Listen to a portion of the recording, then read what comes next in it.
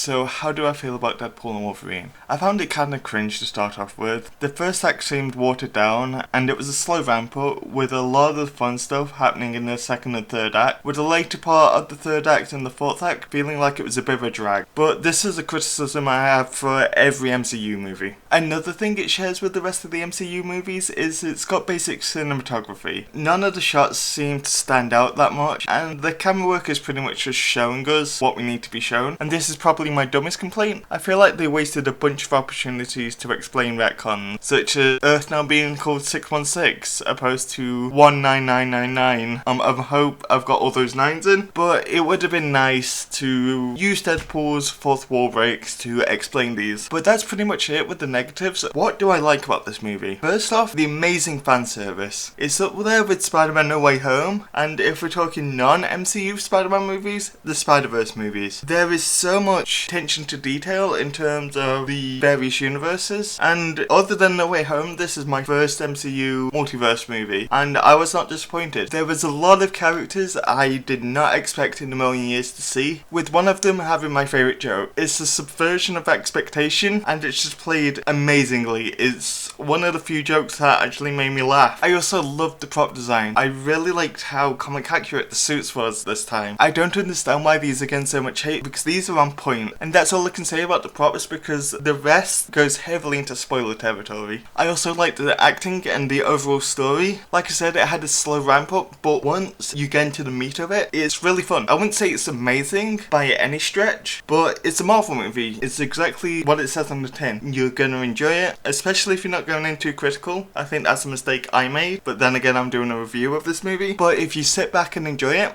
it's one of the more enjoyable MCU movies. It also feels like Ryan Reynolds is now settled into the Deadpool character, with him now capturing the cuteness and snarkiness, which is something a lot of adaptations overlook because they think Deadpool is this super edgy character, and no, he's got this kind of cuteness to him in the comic, and that's why I really like this version. And sure, I found some of the characterizations, like how some of the fourth wall breaks, was kind of cringe, but I think it works, and it's kind of like Hugh Jackman as Wolverine and Robert Downey as Iron Man. I can't see anyone else playing the character of Deadpool. And another little thing I thought I had towards the end here, as much as I didn't like the camera work, the ending shot, it was just amazing. I really liked it, and I really like what it means for the future of the MCU. Anyway, do I recommend this movie? Yeah, even if it's your first Deadpool movie, go out and watch it. You don't really need to have previous knowledge of the MCU or of the Deadpool movies, although it would be nice if you did, but you can watch this completely standalone. And if I'm to give it a score, I'm teetering on a 6.5 or a 7 out of 10. It's enjoyable but not absolutely mind-bending. Anyway, that's all for this video. Subscribe.